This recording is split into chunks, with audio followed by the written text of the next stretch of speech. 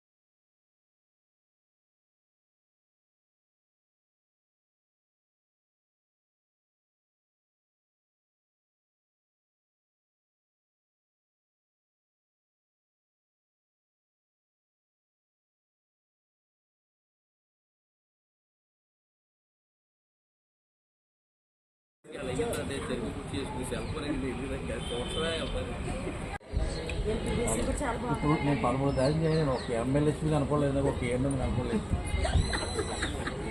ఎవరు కనుకోలేదు. మీకే కనిపించలేదంటే ఇంకేం చూడండి.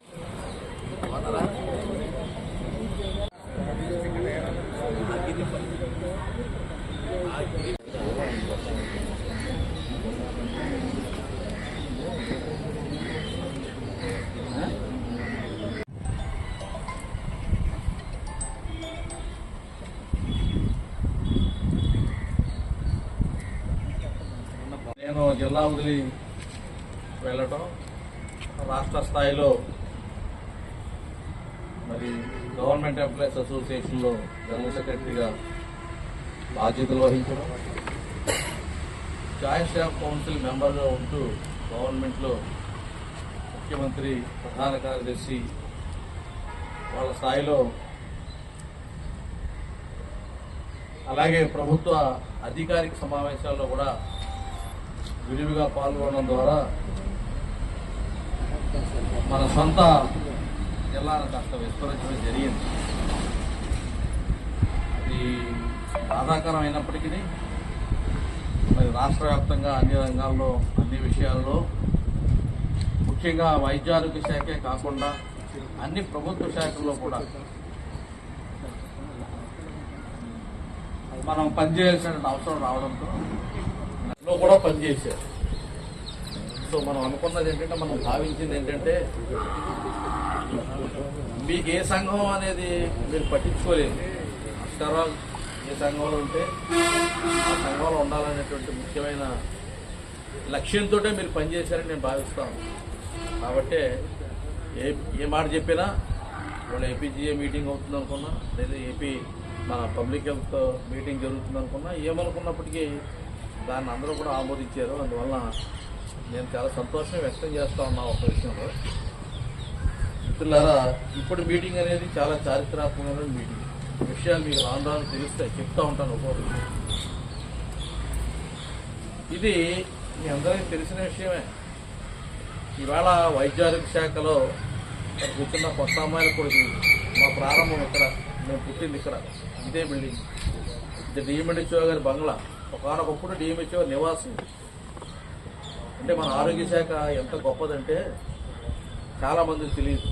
జిల్లాలో ముగ్గురికే క్వార్టర్స్ ఉంటాయి. ఒకటే జిల్లా కలెక్టర్ గారికి, 2 ఎస్పీకి, 3 డిఎంహెచ్ఓలు. జిల్లా కలెక్టర్ గారు సెలవులో వెళ్ళిపోతే డిఎంహెచ్ఓ గారికి ఇన్ఛార్జ్ కలెక్టర్గా ఇచ్చేవారు.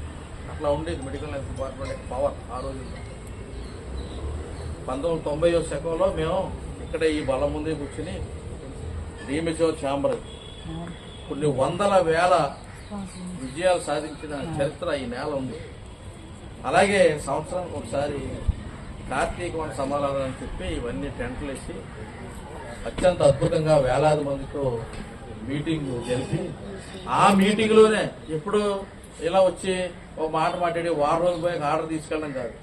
ఆ మీటింగ్లో మాట్లాడటం, ఆ మీటింగ్లోనే నిర్ణయాలు జరిగిపోవటం, మీటింగ్ అయిపోయిన తర్వాత ఆ సాయంకాలమే మనకు అధికారులు నడిపాం.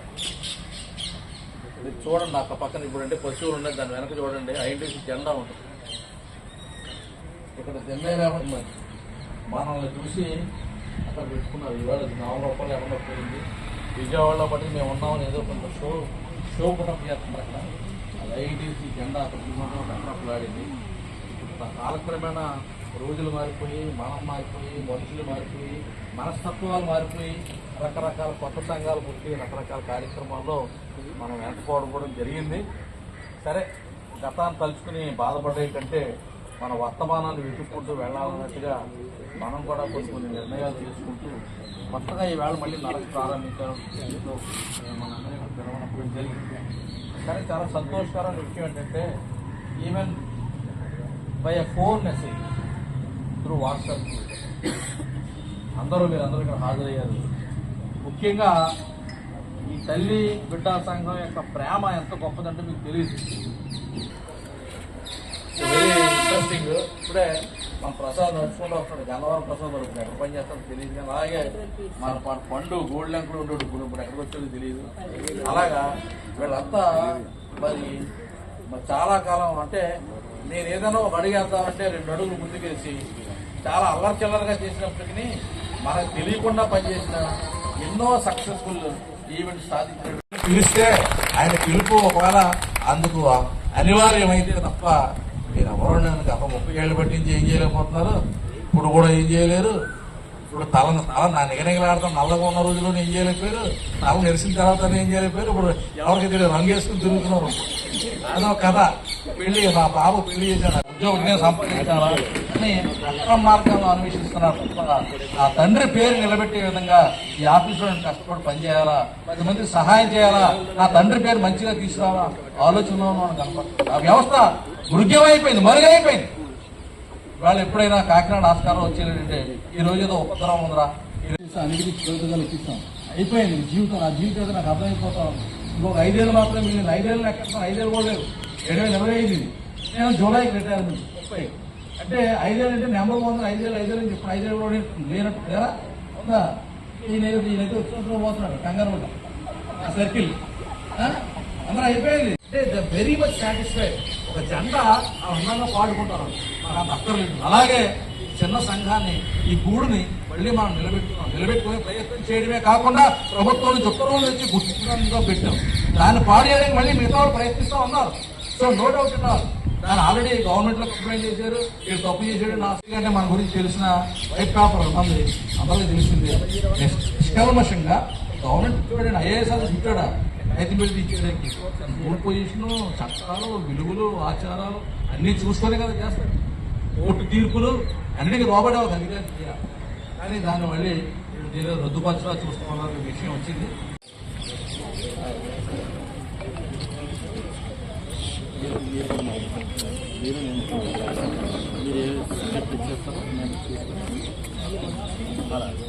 మీరు కూడా మాట్లాడండి సార్. ముగ్గురు మాట్లాడతాం. 2 3 ఫీమేల్ వాయిస్ కూడా ఇవ్వాలి.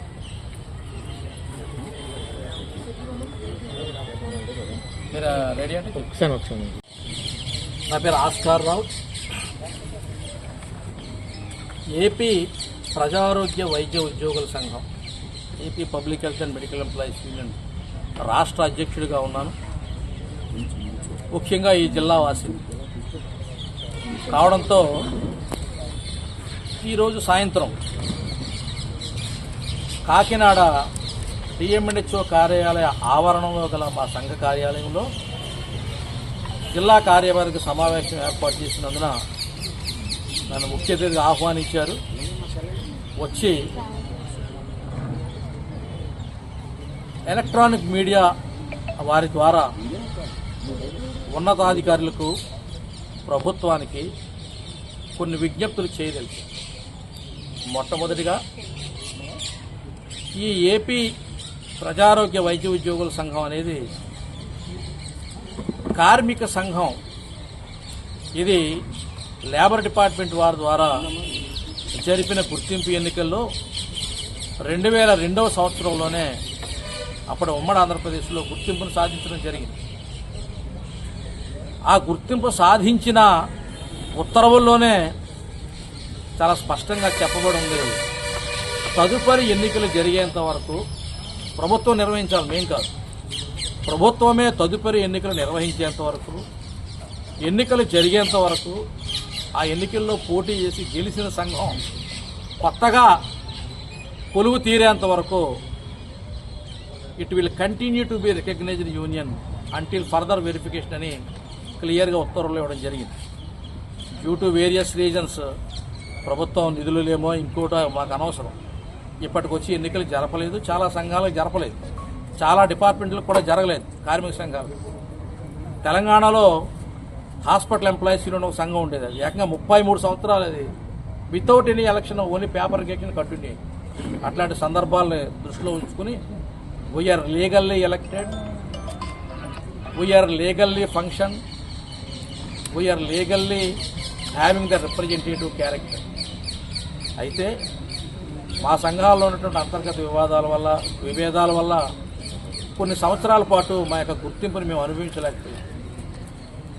రెండవది, మాకున్న రైవల్ సంఘాలన్నీ కూడా 2 సంవత్సరాలకే గుర్తింపు ఇచ్చారు ప్రభుత్వం అని తదుపరి ఎన్నికలు జరిగేంత వరకు అనేటువంటి విషయాన్ని కప్పిపుచ్చి ఇబ్బంది పెట్టడం, చాలాసార్లు మా గుర్తింపు ఉత్తర్వులు రద్దు చేయడం, మరలా మేము కోర్టుకు పోయి ఉత్తర్వులు తెచ్చుకోవటం.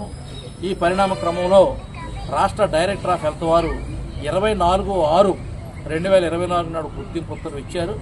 అన్ని డిఎంఎన్హెచ్ఓలకి, ఆర్డీలకి, ఆఫీసులకి కమ్యూనికేట్ చేసి, అయితే మాకు ప్రత్యర్థిగా ఉన్నటువంటి, ప్రత్యర్థిగా అనడం కంటే మరి దాని పదం నాకు తెలియదు కానీ మాతో పోటీ కాదు కదా, కనీసం మా సరసన కూడా నిలబడ్డానికి లేనటువంటి, అసలు గ్రామ స్థాయిలో అంటే క్షేత్రస్థాయిలో అసలు నిర్మాణమే లేనటువంటి ఒక సంఘం అధికార పార్టీ అధికారంలోకి వస్తే తప్ప నోరు విప్పి మాట్లాడలేని సంఘం ఒక తెలుగునాడు వైద్య ఉద్యోగుల సంఘం మా పైన బురద జల్లుతూ అధికారులందరినీ బెదిరిస్తూ ఈ రోజున మరలా ఒకసారి గుర్తింపు ఉత్తర్వులు రద్దు చేయాలని చెప్పి ప్రయత్నిస్తూ ఉన్నది. ఎందుకంటే 24/6 నాడు ఇచ్చిన ఉత్తర్వుల్ని అట్లాగే మీకు అధికారం లేదని డైరెక్టర్ ఆఫ్ హెల్త్ వారిని మరి బెదిరించి ఉత్తర్వులు అబేయన్స్లో పెట్టించారు. 7 నెలల అనంతరం కార్మిక శాఖ కమిషనర్ వచ్చినటువంటి క్లారిఫికేషన్తో మరలా 10/3 తారీఖు నాడు 3/3/2025 నాడు కమిషనర్ గారు ఇస్తే ఐఏఎస్ ర్యాంక్ ఆఫీసర్, ఆయన ఐఏఎస్ సీనియర్ ఐఏఎస్ ఆఫీసర్నే లేబర్ కమిషనర్గా నియమిస్తారు. వారు అన్ని స్టడీ చేసి ఈ సంఘానికి గుర్తింపు కొనసాగించవచ్చు, ఇట్ ఈస్ హోల్డ్స్ గుడ్ అని చెప్పి వారిస్తే దాని మీద డైరెక్టర్ ఆఫ్ హెల్త్ వారు 10/3 గుర్తింపు కొనసాగిస్తూ మా యొక్క కార్యవర్గాన్ని అందరినీ కూడా మరి ఆదరించాలని, మా యొక్క రిప్రజెంటేషన్స్ కన్సిడర్ చేయాలని, మాతో సమావేశాలు జరపాలని, it will continue to be the recognised union until further verification అని ఉత్తర్వులు ఇవ్వడం జరిగింది. కాబట్టి ఈ రోజున తూర్పుగోదావరి జిల్లాలో ఉమ్మడి తూర్పుగోదావరి జిల్లాలో ఇప్పుడు కార్యవర్గ సమావేశం ఏర్పాటైంది కాబట్టి నూతన కార్యవర్గాన్ని ప్రకటించబోతా ఉన్నాం. అంతకంటే ముందు మా యొక్క ప్రాధాన్యత అంశాలు చాలా ఉన్నాయి ప్రభుత్వం దగ్గర. అందులో మొట్టమొదటి ప్రాధాన్యత అంశం గ్రామ వార్డు సచివాలయ ఏఎన్ఎంలకు పదోన్నతులు కల్పించాలని మా సంఘం తరఫునే పోరాడి వినతి పత్రాలు ఇచ్చి ఉత్తర్వులు తెప్పిస్తే ఇప్పటికీ కడప జిల్లా పూర్తయింది, కర్నూలు, నెల్లూరు, ఒంగోలు ఇట్లాగా దాదాపు ఒక 7-8 జిల్లాలో కౌన్సిలింగ్లు పెట్టి ఇప్పటి పదోన్నతులు ఇచ్చారు. ఈ జిల్లావాసిగా ఉండి ఈ జిల్లావాసిగా పోరాటం చేసి ఈ జిల్లావాసిగా ఉత్తర్వులు తీసుకొస్తే మరి ఘనత వహించిన డిఎంహెచ్ఓ గారు మరి ఎందుకనో ఈ సమస్యను తాత్సారం చేస్తూ ఉన్నారు. చిన్న కోర్టు కేసు సాకులను పెట్టి ఒక ఎంటైర్ మిషనరీనే ఆయన మరి ఎందుకో మరి తెలియటం లేదు.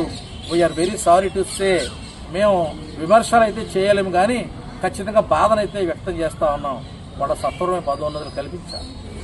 రెండవది సీనియర్ ఏఎన్ఎంస్ని ఇప్పుడే ఒక 6 నెలలే పక్కకెళ్ళు డిప్యుటేషన్లో పక్కకెళ్ళని చెప్పి జరిపి ఈరోజు 3 సంవత్సరాలు దాటిన సుదూర ప్రాంతాల్లో పిల్లలను వదిలేసి డిప్యుటేషన్ పద్ధతిలో పనిచేస్తున్న వారిని వెనక్కి తీసుకురమ్మని ప్రభుత్వం నుంచి ఉత్తర్వులు తీసుకొచ్చాం. ఆ ఉత్తర్వులు అమలు పరచుకోలేదు.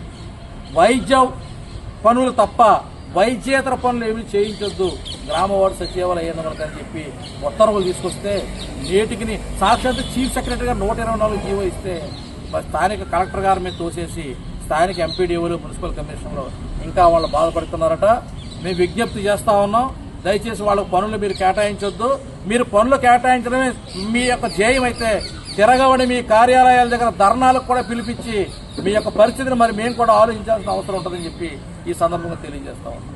అలాగే అతి ముఖ్యమైన విషయం అండి, వైద్య ఆరోగ్య శాఖలో క్షేత్రస్థాయి సిబ్బందికి బయోమెట్రిక్ విధానం వద్దని విజయవాడలో 10,000 మంది పైచీలకు ఉద్యోగులతో ధర్నాలు చేసి మేము విజయ చంద్రబాబు నాయుడు గారు గవర్నమెంట్లో 2018లో మేము రద్దుపరుచుకుంటే మరలా గత ప్రభుత్వం ఎఫ్ఆర్ఎస్ విధానాన్ని తీసుకొచ్చి నా యొక్క సొంత సెల్ ఫోన్లో నా యొక్క నెట్వర్క్ డబ్బులతో నా బిల్లు కట్టుకునే డబ్బులతో నేను ఎదురుగుండా చూసి నా ఫేషియల్ రికగ్నిషన్ చేసేటువంటి దౌర్భాగ్య సిస్టాన్ని గత ప్రభుత్వం తీసుకొచ్చింది. అది కొనసాగుతాం. తక్షణమే డిమాండ్ చేస్తా ఉన్నా చంద్రబాబు నాయుడు గారిని, గౌరవ ముఖ్యమంత్రి గారు, అయ్యా మీ ప్రభుత్వ హయాంలోనే బయోమెట్రిక్ రద్దు చేశారు. ఈ రోజున కూడా అందరికీ అడగటంలా ఇక్కడ ఇదే తేడా. ఖచ్చితంగా క్షేత్రస్థాయి సిబ్బంది those who are attended for field functionaries మాత్రమే వేళాపాళా లేకుండా చేసే ఉద్యోగాలు కాబట్టి నియమితమైనటువంటి హాజరు విధానం మాకు లేదు కాబట్టి మాకు మూవ్మెంట్ రిజిస్టర్తో మేము పనిచేస్తాం కాబట్టి తక్షణమే ఈ ఫేషియల్ రికగ్నిషన్ సిస్టమ్ అనేటువంటి విధానాన్ని మరి ముఖ ఆధారిత హాజరు విధానం తక్షణమే గ్రామ వార్డు సచివాలయాలతో సహా వైద్య ఆరోగ్య శాఖ ఉద్యోగులకు క్షేత్రస్థాయి సిబ్బందికి తొలగించాలని డిమాండ్ చేస్తాం. అలాగే ఇప్పటిముప్పుడుగా మొబైల్ అప్లికేషన్స్ పెరిగిపోయాయి. గౌరవ విద్యాశాఖ మంత్రులు లోకేష్ గారు టీచర్స్ అందరికీ కూడా యాప్స్ తగ్గించారు. అలాగే మరి మా యొక్క ఆరోగ్య శాఖ మంత్రి సత్యకుమార్ గారిని కూడా మేము విజ్ఞప్తి చేస్తా ఉన్నాం, ముబ్బడిగా ఉండిపోయినటువంటి మొబైల్ అప్లికేషన్స్ గణనీయంగా తగ్గించండి. క్షేత్రస్థాయిలో ఇంటింటికి తిరిగి మమ్మల్ని పనిచేయనివ్వండి తప్ప కేవలం కంప్యూటర్ల దగ్గర, యంత్రాల దగ్గర, సెల్ ఫోన్ దగ్గర మా పని విధానం ఆపేయకండి. దానివల్ల ప్రజారోగ్య వ్యవస్థ పుట్టుపడుతుందని చెప్పి అడుగుతా ఉన్నాం. ఈ విధంగా అనేక సమస్యలు ఉన్నాయి కాబట్టి ఒకసారే ఏకరువు పెట్టలేం కాబట్టి డిఎంహెచ్ఓ కార్యాలయాల్లో, రీజనల్ డైరెక్టర్ కార్యాలయాల్లో, డైరెక్టర్ ఆఫ్ హెల్త్లో, గవర్నమెంట్లో తక్షణమే సంయుక్త సమావేశాలు ఉద్యోగ సంఘం, మా ఉద్యోగ గుర్తింపు మీద ఉద్యోగ సంఘంతో మరి సంయుక్త సమావేశాలు జాయింట్ మీటింగ్ని పిలిపించి ఉద్యోగ సమస్యలను గుర్తించి ఆ ఉద్యోగ సమస్యల మీద తక్షణమే పరిష్కారం చేయాలని చెప్పి మేము ప్రభుత్వం డిమాండ్ చేస్తా ఉన్నాం. మా యొక్క కార్యవర్గం ఇకపై మరి చాలా ఖచ్చితంగా మరి పనిచేస్తుంది. మేము ఈవేళ సమావేశంలో తీసుకున్న మొట్టమొదటి తీర్మానం దుర్మార్గంగా రాష్ట్ర వ్యాప్తంగా 920 మంది హెల్త్ అసిస్టెంట్లు 20 సంవత్సరాలు పైబడి పనిచేస్తున్నామని మరి ప్రభుత్వం రోడ్డును పడేసింది. వాళ్ళకు ఉద్యోగాలు లేవు. ఈ రోజున తిరిగి వాళ్ళని విధుల్లో తీసుకోవాలని డిమాండ్ చేస్తా ఉన్నాం. ఈ విధంగా ఖచ్చితంగా ఒక ప్రణాళికాబద్ధమైనటువంటి విషయంతో మేము ముందుకెళ్తాం. ఉద్యోగుల సంక్షేమం కోసం చిత్తశుద్ధితో పనిచేస్తాం. అంతే తప్ప ఆ ఉద్యోగ సంఘం ఈ ఉద్యోగ సంఘం మీద బురద జల్లేటువంటి కార్యక్రమాలు చేయం. బురద జల్లే మిత్రులకు ఒక హెచ్చరిక, రైవల్ సంఘాల మిత్రులకు ఒక హెచ్చరిక. మీకు నేను హెచ్చరిక జారీ చేస్తా ఉన్నా, మీకు తెలిస్తే నిజాలు మాట్లాడండి, తెలియకపోతే కాగితాలు చదువుకొని మాట్లాడండి. అవాకులు చవాకులు పేలితే తగిన రీతిలో బుద్ధి చెప్పాల్సి వస్తుంది తప్ప మీకు మీ విమర్శలు నేను సమాధానం ఎందుకు ఇవ్వట్లేదంటే మీకు అవగాహన అంత మేరకే ఉందని విజ్ఞతతో జాలితో మిమ్మల్ని వదిలిపెడుతున్నాను తప్ప ఈవేళ డిబేట్కి వస్తే మీ పరిస్థితి ఏంటో తేల్చేయడానికి ఈవేళ నేను అక్కర్లేదు, నా స్థాయి అక్కర్లేదు. మా కార్యకర్త ఎవరైనా ఇక్కడ కాగితాలతో రెడీగా ఉంటారు, కోర్టు ఉత్తర్వులతో రెడీగా ఉంటారు, మీరు రమ్మని ఛాలెంజ్ చేస్తా ఉన్నాం. ఈ కాకినాడ సమావేశాన్ని ఇంతగా ఆగకుండా ప్రతి జిల్లాలో కూడా సమావేశాలు ఏర్పాటు చేస్తూ ఉద్యోగ సంఘాన్ని బలోపేతం చేస్తామని తెలియజేస్తున్నాం. Thank you. నేను హెల్త్ సూపర్వైజర్గా డాక్టర్ బిఆర్ అంబేద్కర్ కోనసీమ జిల్లాలో వర్క్ చేస్తున్నానండి. మాకు లేడీస్కి చాలా ప్రాబ్లమ్స్ ఉన్నాయండి. మెయిన్ ఏంటంటే మా సచివాలయం వ్యవస్థ వచ్చిన తర్వాత ఏఎన్ఎంస్ శతవిధాలు నలిగిపోతున్నారు. ఏదన్నా సూపర్వైజర్గా మేము ఒక పని చెప్పాలంటే అక్కడి నుంచి ఎంపీడీఓ గారు ఫోన్ చేశారనో, సెక్రటరీ గారు ఫోన్ చేశారనో వాళ్ళు వెళ్ళటం, మా డిపార్ట్మెంట్కి సంబంధించిన పనులన్నీ కుంటుపడిపోవటం ఇలాంటివన్నీ జరుగుతున్నాయి. కాబట్టి దీనికి సక్రమంగా అందరినీ కూడా సచివాలయం ఏఎన్ఎంస్ అందరినీ కూడా వెంటనే మా డిపార్ట్మెంట్కి హ్యాండ్ ఓవర్ చేయాలని మాత్రం మేము అందరం కోరుచున్నాం. అందరూ కూడా ట్యాబులు పట్టుకుని ఏఎన్ఎంస్ అందరూ కూడా ఎన్సీడీ సర్వే అంటారో, సచివాలయం సర్వే అంటారో, ఆ రెండు సర్వే చేయాలంటే ఎంతవరకు సమంజసం అండి? ఎంతవరకు చేయగలుగుతారండి? వాళ్ళు మాత్రం మనుషులు కదా. ఫోన్ ఎక్కువ పట్టుకుంటే రేడియేషన్ వచ్చేస్తుంది, క్యాన్సర్ వస్తుంది. ఇవన్నీ కూడా మేమే హెల్త్ ఎడ్యుకేషన్ చేస్తూనే ఉంటాం. ఎండలో తిరగకూడదు, సన్ స్ట్రోక్ వస్తుంది, పడిపోతారు, జాగ్రత్తలు తీసుకోండి, సన్ స్ట్రోక్ వల్ల ఇన్ని ఇబ్బందులు ఉంటాయి అని మేమే చెప్తాం. కానీ మమ్మల్ని ఆదుకునే వాళ్ళు లేకుండా మమ్మల్ని ఎండపాలు చేసి మేమే ఎండలో తిరిగి పనిచేసి అనేకమైన ఇబ్బందులు పడవలసి వస్తుందండి. తర్వాత 143 జీవో అని పెట్టారు. 143 జీవోలో కొంతమందిని డిప్లై చేశారు వేరే వేరే ప్లేసులకి. అక్కడ జీతాలు లేవు, అక్కడ సరైన పోస్టులు లేవు. ప్రమోషన్లో కూడా మేము కొన్ని పోస్టులు కోల్పోయి నా మటుకు నేను ప్రమోషన్ తీసుకోవడానికి వదిలేశానండి. సరైన మాకు ఖాళీలు చూపించక మేము పోస్ట్ వదిలేసుకున్నాను నేను ప్రమోషన్ రీసెంట్గా. ఇలాంటి ఇబ్బందులు అన్నీ ఉన్నాయండి. ఈ ఇబ్బందుల్లో మేమందరం కూడా సతమతం అయిపోతున్నాం. ఏ పని చెప్పాలో కూడా మాకు అర్థం కాని పరిస్థితి. తర్వాత ఎఫ్ఆర్ఎస్ అంటున్నారు. ఎఫ్ఆర్ఎస్లో ఏదైనా ట్రాఫిక్ ఏదన్నా ఉండి మేము తొందరగా రీచ్ అవ్వకపోతే ఆ రోజు లేట్ అటెండెన్స్గా పెట్టేసి అది మాకు ఆబ్సెంట్గా పెట్టడం అది ఎంతవరకు సమంజసం అంటే మేము ఫీల్డ్ వర్కర్స్. ఎక్కడ ఏ హై రిస్క్ క్యాండిడేట్లు అయినా సరే అర్ధరాత్రి కూడా మేము కాకినాడ కూడా కోనసీమ నుంచి కాకినాడ మెడికవర్ హాస్పిటల్కి కూడా మేము వచ్చి మా యాంటీనేటల్ గర్భిణీ స్త్రీలు ఎవరన్నా ఉంటే వాళ్ళు సంరక్షించాలి. వాళ్ళు సంరక్షించాలి సేవలు వాళ్ళతో ఫాలో అయ్యి మేము అర్ధరాత్రి కూడా ఇంటికి వెళ్లకుండా తెల్లవారిపోయే పరిస్థితి కూడా ఉన్నా మేము ఎక్కడండి ఎఫ్ఆర్ఎస్ వేసేది? ఎఫ్ఆర్ఎస్ ఎందుకండి మాకు? అసలు మేము ఏమన్నా దొంగలమా? మేము పని చేయట్లేదా? మేము మొత్తం స్టేట్ని ఎంత అభివృద్ధి చేసుకొస్తున్నాం డిపార్ట్మెంట్ అంతా కూడా. మేము గ్రౌండ్ లెవెల్ మేము అందరం చెయ్యబట్టే కదా మన జిల్లాకు మంచి పేరు రావటమైనా, స్టేట్కి మంచి పేరు రావటమైనా అదంతా గుర్తించి వైద్య ఆరోగ్య సిబ్బంది ఎప్పుడు కూడా మేమందరం ఐఎన్టీయూసీ తోటే ఉంటాం.